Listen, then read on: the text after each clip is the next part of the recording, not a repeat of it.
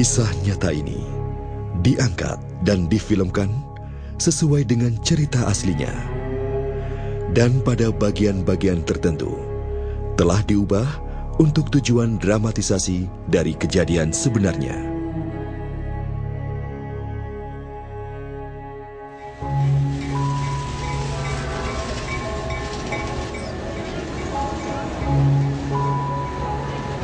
Hidup itu layaknya sebuah perjalanan, di mana ada banyak sekali perhentian di sepanjang jalan itu. Terkadang berliku, kadang terhalang rintangan. Tapi ada kalanya indah dan terjadi hal-hal yang tidak terduga. Inilah sebuah perjalanan, jalan hidup saya. Nama saya Dini Widianing Tias. Saya bukanlah seorang aktris, tetapi sayalah Dini yang sebenarnya dalam cerita ini. Perjalanan dimulai.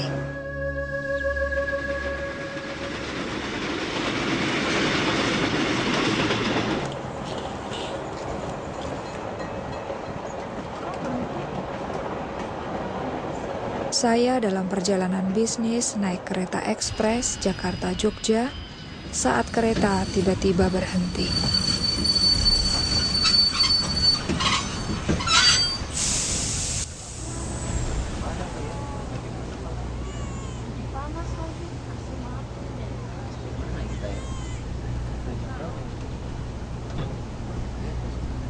Permisi Pak, kenapa kereta api berhenti?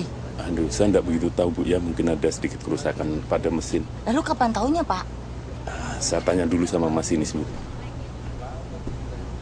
Bapak kembali lagi kan Pak?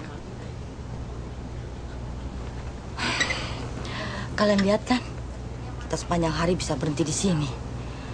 Saya juga jamin nih AC-nya pasti mati. Kita kehabisan udara. Duh, mana panas lagi. Mbak lagi lihat apa? Mereka tidak akan menurunkan kita di sini kan, Mbak? Bayangkan. Apa? Membayangkan apa? Saya dibesarkan di tempat ini. Oh, jadi Mbak tahu kita berada di mana sekarang ini? Gombong. Gombong? Aduh, saya dijemput adik saya di Jogja. Jam berapa ya sampai sana? Aduh, mana sih konduktor itu? Kok nggak balik, Pak?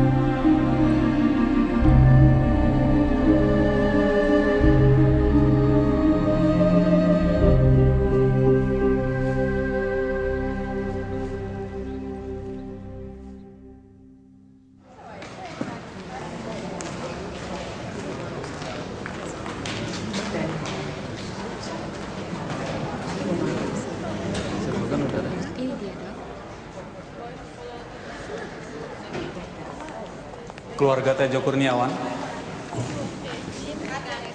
Ibu Tejo Kurniawan. Saya Ibu Tejo Kurniawan.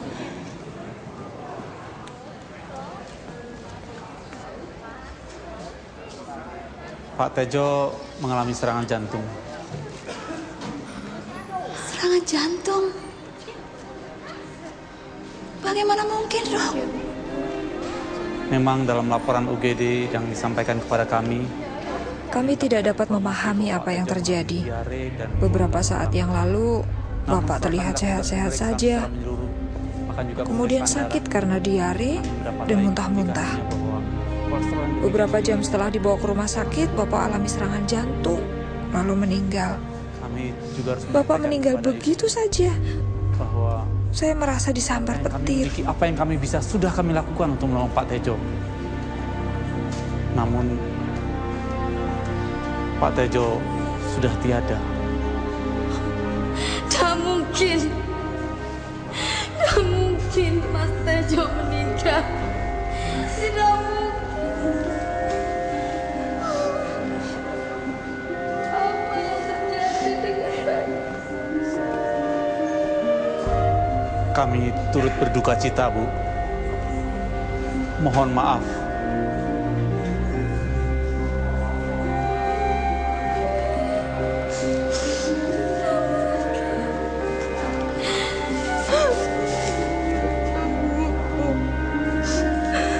Aku tidak bisa menerima keadaan ini.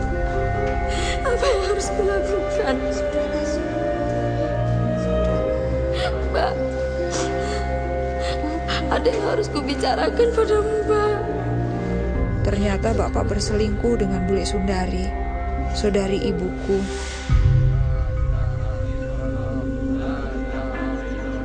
Dia sedang hamil 8 bulan saat Bapak meninggal.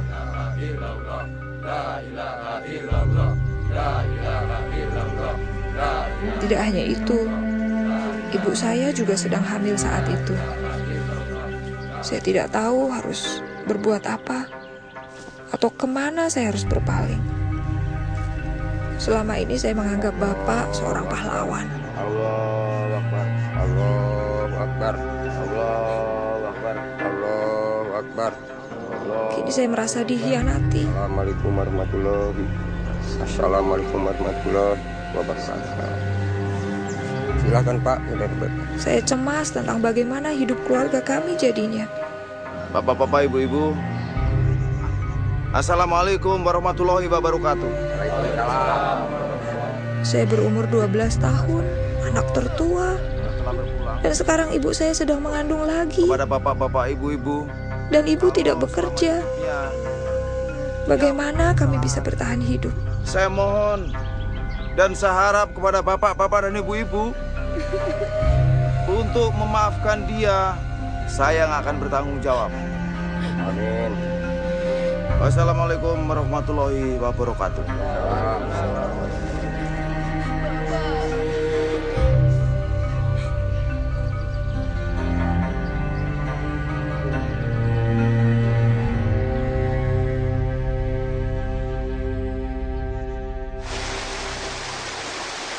Saya pikir bule Sundarilah yang paling menderita.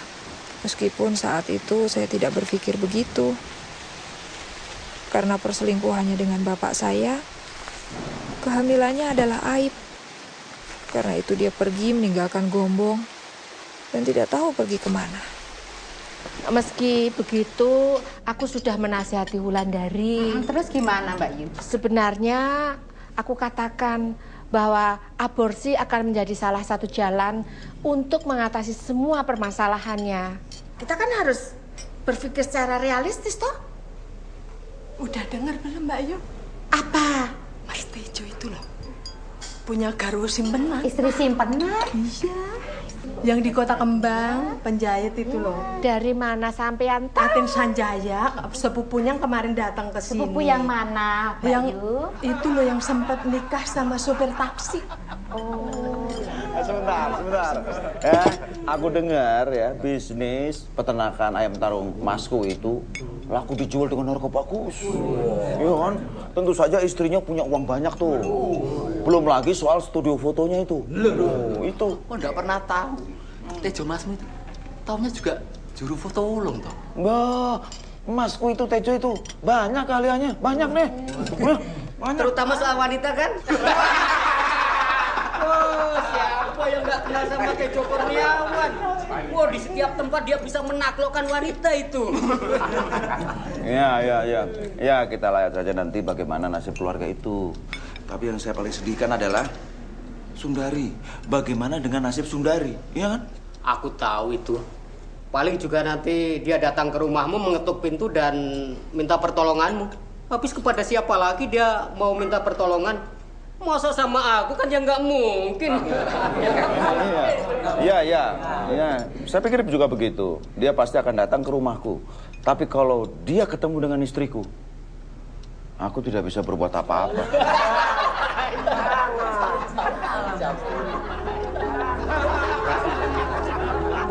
Masalahnya kalau si Sundari itu sedang... Orang-orang yang kami harapkan untuk menolong malah mengatakan hal-hal yang menyakitkan hati. Saya nggak tahu waktu itu harus berbuat apa. Saya pikir hanya Tuhan yang bisa menolong kami. Kamu kan masih kecil, Mbak, waktu itu. Ya, saya tidak pernah ke lapangan itu lagi. Sampai akhirnya uang pensiun Bapak cair, kami pindah ke Semarang. Ibu buka toko kecil di rumah baru kami untuk memenuhi kebutuhan hidup. Namun itu benar-benar sebuah perjuangan. Sampai akhirnya ibu memutuskan menyerahkan 2 adik perempuan dan 1 adik laki-lakiku diadopsi oleh orang lain. Saya juga dengar keadaan Bule Sundari bertambah buruk. Setelah anak laki-lakinya lahir, dia pindah ke Sukoharjo dan tinggal dengan nenekku. 2 tahun berlalu, itu tahun-tahun yang sulit untuk dilalui.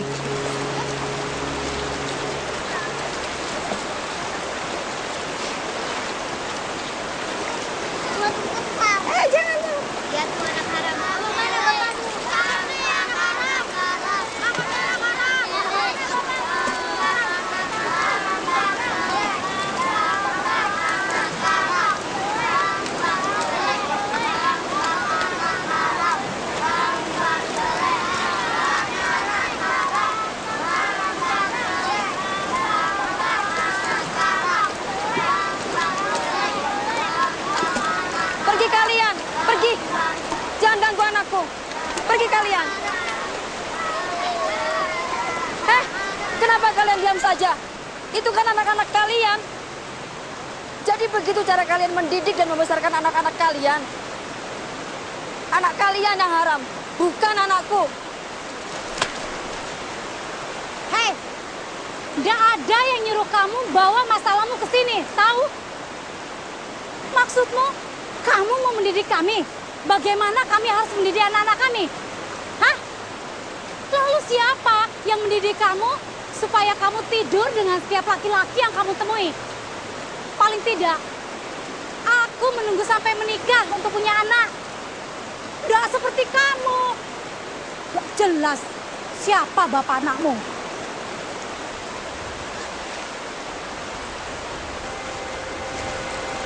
Siapa bapak anakmu?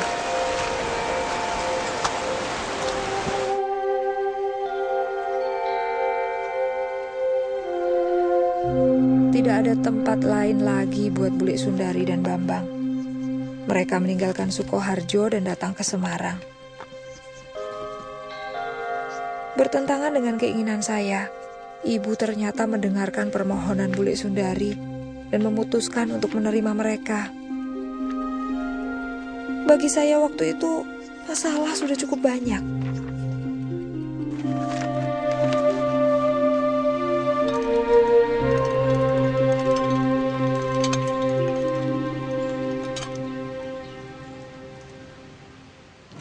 Aku tolong ambilin jemuran ya, Nar. Pergi sana. Ngapain di sini?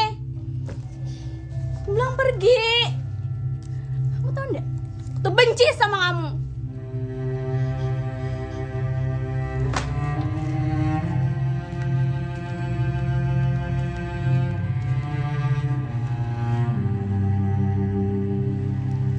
Disilakin dari.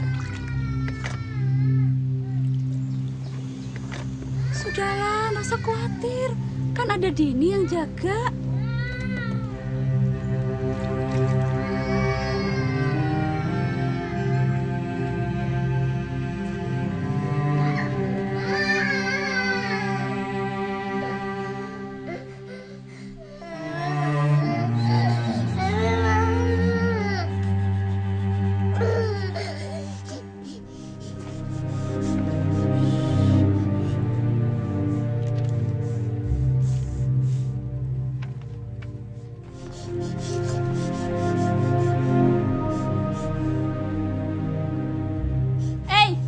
Buku diari siapa itu?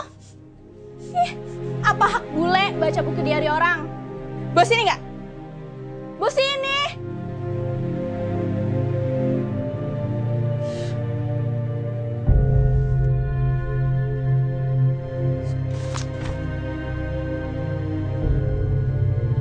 Ketika saya lihat Bule Sundari baca buku harian saya nggak tahan lagi.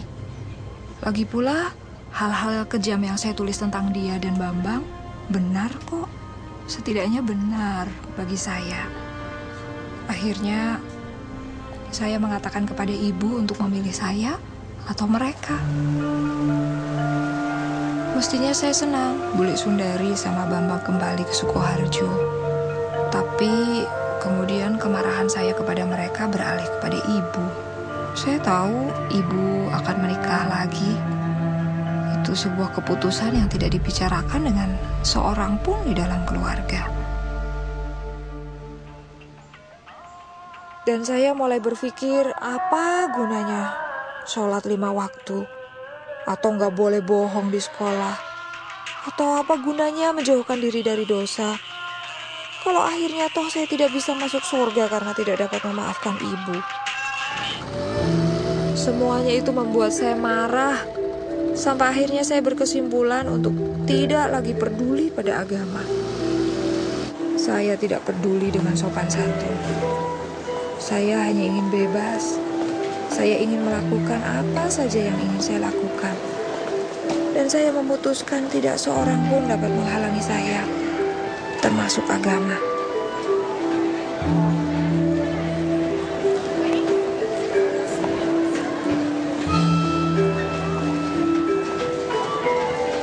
Saya mulai melanggar setiap peraturan yang ada.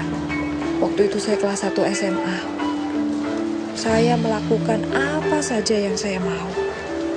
Tapi kemudian saya melihat hal-hal yang mengejutkan. Saya melihat seorang teman saya merangkak begitu rupa di atas lantai. Dia alami pendarahan karena keguguran. Atau teman saya lainnya yang dipenjara karena ia tertangkap basah mencuri. Dan saya mulai bertanya pada diri saya sendiri, apa kehidupan seperti ini yang saya inginkan? Hidup yang diatur oleh agama tidak membuat saya bahagia. Tapi hidup bebas tanpa aturan agama juga bukan hidup yang saya inginkan.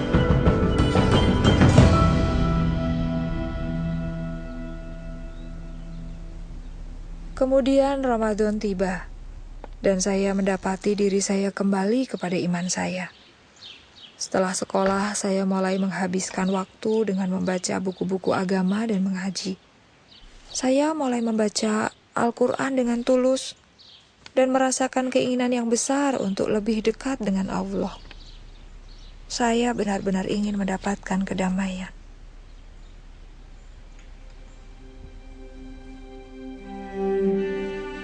Saya mulai mempersiapkan diri untuk sholat tahajud. Saya ingin menanyakan banyak hal kepada Tuhan. Dan saya punya keyakinan yang kuat bahwa apapun yang saya minta malam itu, Tuhan akan mendengarkan saya dan memberikan jawabannya. Allahu Akbar. Allah. Lalu saya tahajud menurut ayat-ayat tertentu yang saya sudah hafalkan. Rahmatullah. Assalamualaikum warahmatullah. Saya benar-benar hancur hati dan menangis kepada Tuhan. Ya Allah, dari hati saya yang paling dalam, Saya ingin menyenangkan Kau lebih dari apapun. Tunjukkanlah saya jalan, maka saya akan mengikuti Engkau manapun Kau pimpin. Tapi jika Engkau tidak menunjukkan jalan mana yang harus saya tempuh malam ini juga, jangan salahkan saya. Jangan salahkan saya, karena saya memilih jalan saya sendiri. Namun, jika Engkau menunjukkan siapa dirimu dan apa yang Kau inginkan dari diri saya, maka saya akan mengikutimu kemanapun Kau membawa saya.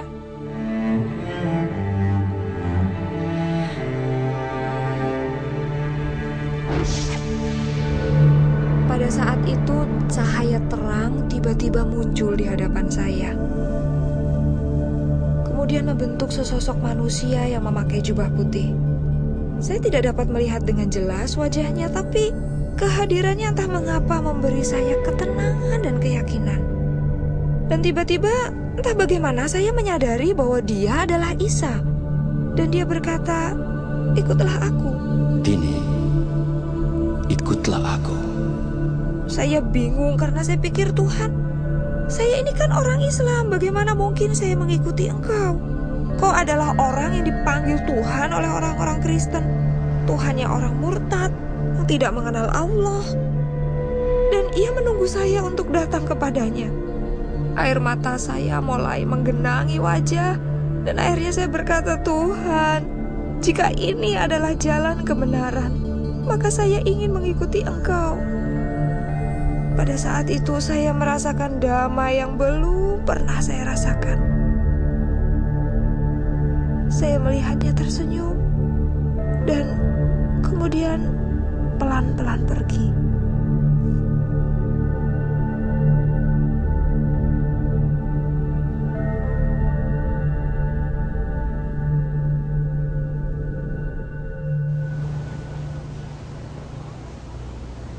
Saya harap saya nggak menyinggung perasaan Mbak.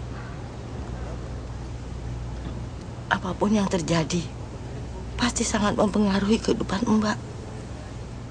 Saya tidak akan pernah sama lagi. Saya benar-benar berubah sejak hari itu. Saya mengerti.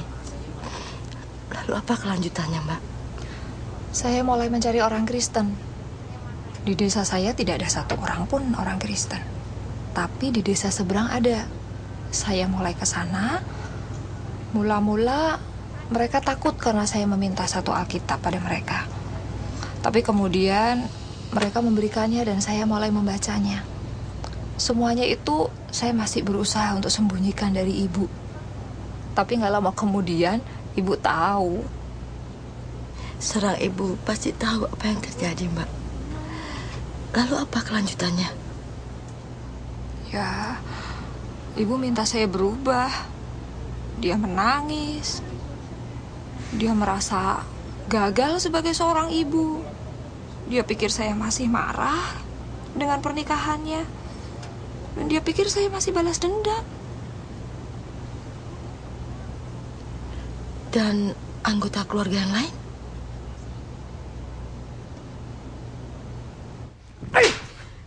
Terkutuk kamu! Kamu sudah bukan anggota keluarga ini lagi! Arif, jangan terlalu kasar. Dia masih perlu waktu untuk memikirkan kembali. Tapi dia sudah diberikan cukup banyak waktu untuk memikirkan ini kembali. Cukup! Cukup! Aku telah berjanji kepada Tuhan.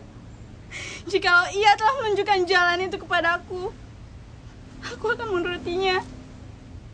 Aku tidak bermaksud untuk melukai siapapun di ruangan ini. Tapi aku telah membuat keputusan. Nduk Dini, ibu dan ayahmu juga sudah membuat keputusan. Sebagai orang Islam yang sekaligus orang Jawa, mempunyai tanggung jawab dan kewajiban yang sangat berat, yaitu membesarkan dan mendidik anak-anaknya. Kewajiban anak-anak adalah menghormati, tunduk, dan taat kepada orang tuanya. Jika kamu masih tetap saja senantiasa memilih jalan hidupmu sendiri dalam soal agama, maka kamu juga harus bertanggung jawab untuk hidupmu sendiri. Kamu tahu apa artinya itu? Kamu harus mencari uang sendiri untuk segala sesuatu. Makan, sekolah, tempat tinggal, semuanya. Semuanya. Duk, Dini, maksud pamanmu itu berarti kamu sudah tidak lagi mempunyai hak untuk meminta segala sesuatu pada orang tuamu. Mengerti? Nah, sekarang ambil barang-barangmu dan pergi.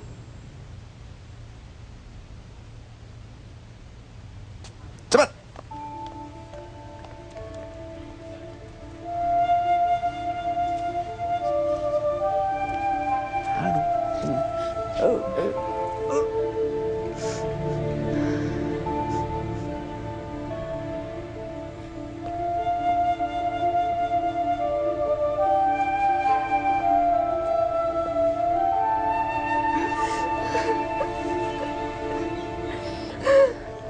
Saya tidak tahu dari mana kekuatan itu datang. Tapi saya pergi dari rumah dan pindah ke kota lain, yaitu Solo. Saya berumur 16 tahun saat itu. Saya kontrak sebuah kamar di sebuah rumah kos dan melanjutkan pendidikan untuk menjadi pekerja sosial. Saya sudah menyelesaikan tahun pertama di kota Semarang. Orang di bagian administrasi sekolah di Solo menerima saya sebagai siswa pindahan tanpa banyak pertanyaan. Usai sekolah, saya bekerja setengah hari dan berhasil bertahan hidup. Saya berpikir, jika sesuatu berjalan tidak sesuai dengan rencana, saya bisa datang ke rumah nenek dan minta bantuan. Saya tinggal di Solo selama 3 tahun. Saya cukup sering datang ke rumah hanya untuk berkunjung saja. Kemudian setelah saya lulus dari sekolah, saya dapat pekerjaan di Semarang. Kemudian saya kembali. Pertama-tama sih memang sulit, tapi akhirnya segala sesuatunya jadi normal. Lega rasanya. Akhirnya berakhir juga ya, Mbak. Mereka pasti berjuang untuk bisa memaafkan. Sebenarnya orang yang paling berjuang untuk memaafkan itu saya, Mbak. Bukankah orang-orang Kristen harus bisa saling memaafkan? Iya, benar. Hanya kadang-kadang jaraknya sangat jauh. Yaitu dari sini sampai ke sini.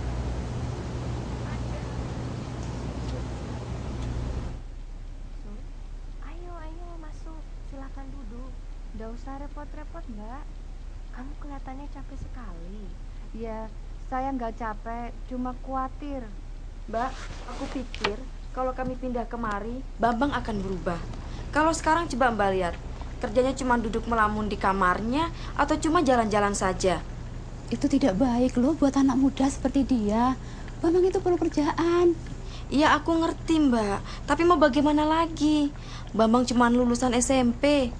Nggak bisa dagang, nggak bisa apa-apa. Aku yakin keadaan akan menjadi lebih baik. Ini ada sedikit makanan untuk dibawa pulang.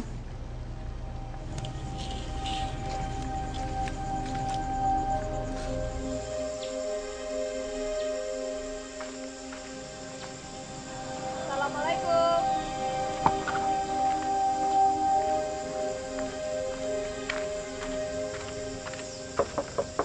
Assalamualaikum. Waalaikumsalam. Hai, aku Dini. Mbak Dini? Iya, aku Dini. Ibumu ada di rumah?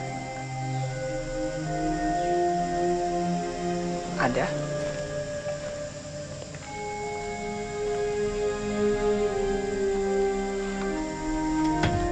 Bu, Mbak Dini datang.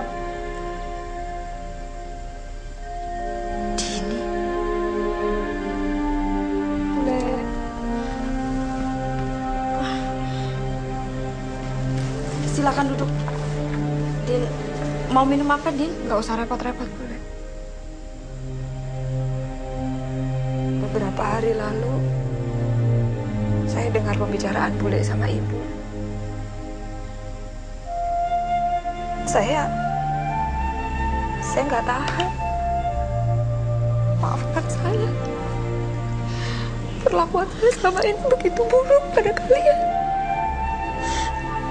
Maafkan saya. Sudahlah, Din. Saya begitu malu.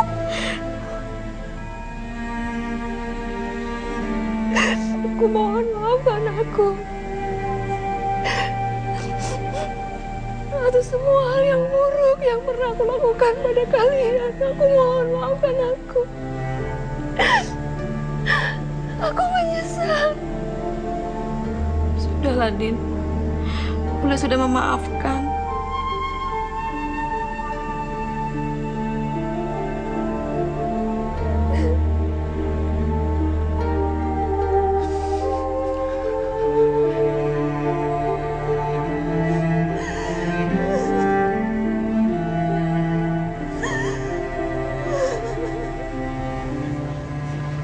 Saya mengajak Bambang ke Jakarta.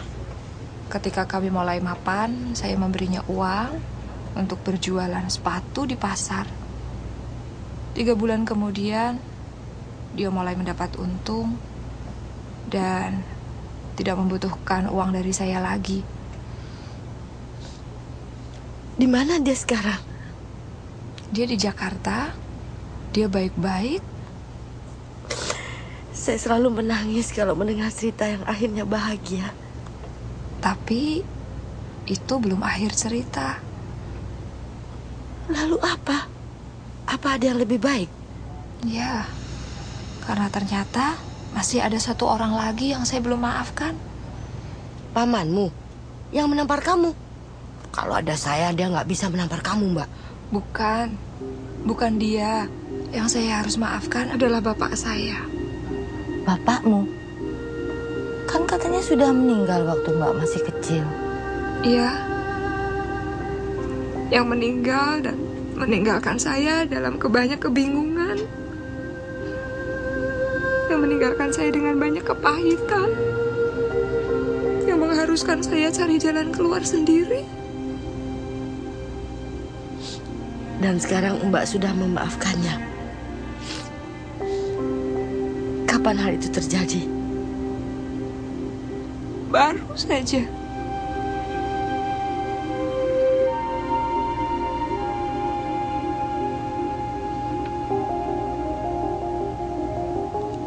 Mbak lihat kuburan di seberang jalan sana?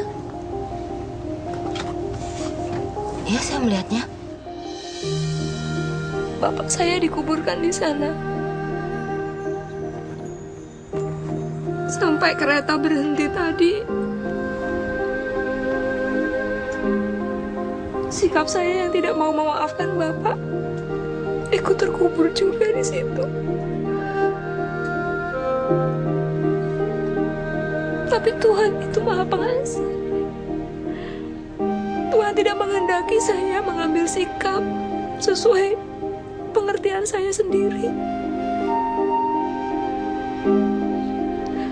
Tuhan berkata kalau kita ingin dosa kita diampuni, kita juga harus memaafkan orang-orang yang bersalah pada kita.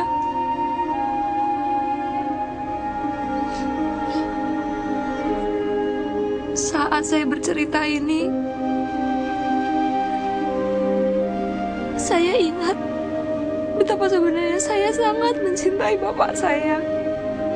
Dan bapak juga mencintai saya. Kami punya masa-masa yang indah, masa-masa yang manis untuk diingat.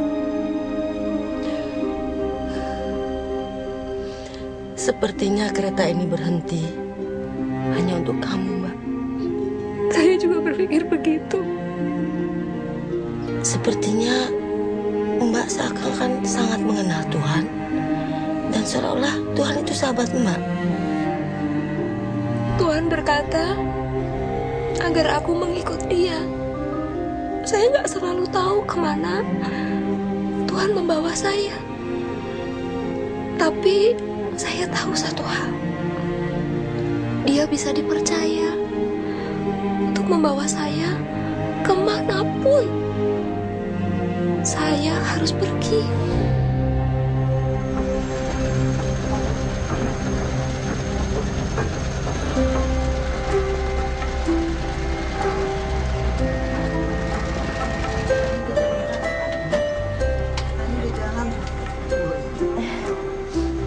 Akhirnya jalan juga, Mbak.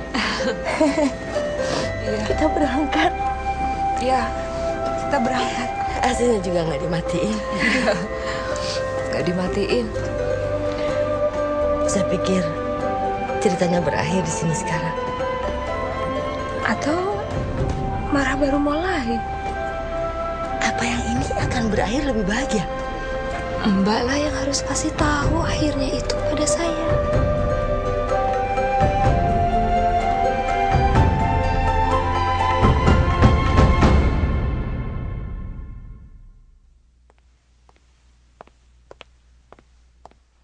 Ketika orang yang kita hormati mengecewakan kita merasa kecewa. Dan kepercayaan kita padanya menjadi buyar. Karena orang yang kita kagumi ternyata tidak seperti yang kita bayangkan. Yang lebih buruk lagi, kita memendam kepahitan. Semakin penting orang itu dalam kehidupan kita, semakin besar jadinya kekecewaan itu.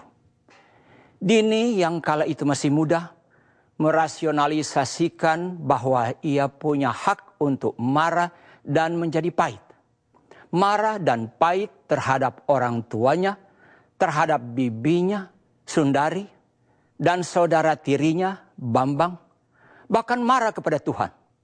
Kemudian Dini mengalami perubahan yang luar biasa. Dini mendapatkan penglihatan akan Tuhan Yesus ketika ia mencari kehendak Tuhan atas hidupnya, dan memutuskan untuk mengikuti Yesus kemanapun Yesus pimpin. Dengan cara yang tidak kita mengerti sebagai manusia. Yesus menembus dinding kamar tidurnya, mengelurkan tangannya kepada Dini dan berkata, "Ikutlah aku." Datang kepada Yesus adalah langkah pertama yang sangat bagus, tetapi seperti kehidupan nyata yang Dini ceritakan kepada kita, kehidupan kita di bumi adalah perjalanan yang berliku-liku dan penuh dengan belokan, pemberhentian di luar jadwal, dan banyak pelajaran di sepanjang jalan. Namun kita percaya kepada Tuhan Yesus. Kita seperti Dini mengikuti Yesus kemanapun Yesus membawa kita dan melakukan apa yang Yesus minta. Bagi Dini ada banyak jalan yang bisa ia ambil. Semakin ia bertumbuh dalam perjalanan kekristenannya, Dini menyadari bahwa ada satu jalan yang perlu dilaluinya seutuhnya, yaitu jalan pengampunan. Suatu jalan yang tidak mudah diambil, tetapi Dini berhasil mengambilnya karena kekuatan kasih. Bukan sembarang kasih, tetapi kasih yang datang dari Tuhan. Kasih yang tidak bersyarat. Rasul Paulus menulis di 1 Korintus pasal 13 tentang kasih. Ia berkata bahwa kasih itu sabar dan murah hati. Kasih tidak pemarah dan tidak menyimpan kesalahan orang lain. Kasih percaya segala sesuatu, mengharapkan segala sesuatu, dan menanggung semua hal. Itulah kasih yang tidak pernah gagal. Kasih yang Dini selalu cari, bahkan ketika ia memberontak dan terhilang. Ini adalah kasih yang ia perlukan untuk mampu menahan penolakan dari keluarganya. Inilah kasih yang ia butuhkan untuk memaafkan orang-orang yang paling menyakitinya, termasuk sang ayah. Saudara, dengan kasih inilah Bapa di sorga mengasihimu.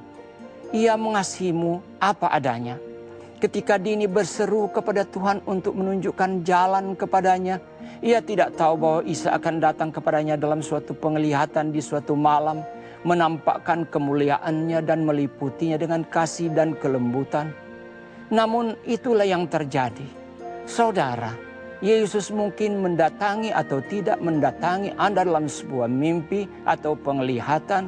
Itu tidak penting.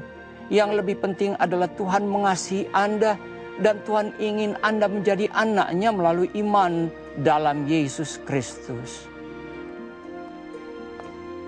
Tuhan ingin Anda masuk menjadi anggota keluarganya dan hidup bersama Dia selama-lamanya di surga ketika hidup Anda berakhir di dunia ini. Apakah Anda siap membuka hatimu untuk Yesus seperti yang Dini lakukan? Jika Anda ingin menerima Yesus Kristus sebagai juru selamatmu, mari ucapkan kata-kata ini bersama dengan saya. Katakan, "Ya Tuhan, saya percaya Yesus. Saya menerima Yesus sebagai Tuhan dan Juru Selamat saya. Ampuni dosa-dosa saya dan jadikan saya anak-Mu ya Tuhan. Terima kasih. Dalam nama Yesus, amin." Sekarang Anda hidup dalam keselamatan abadi dengan Tuhan. Sekarang Anda anak Tuhan. Puji Tuhan.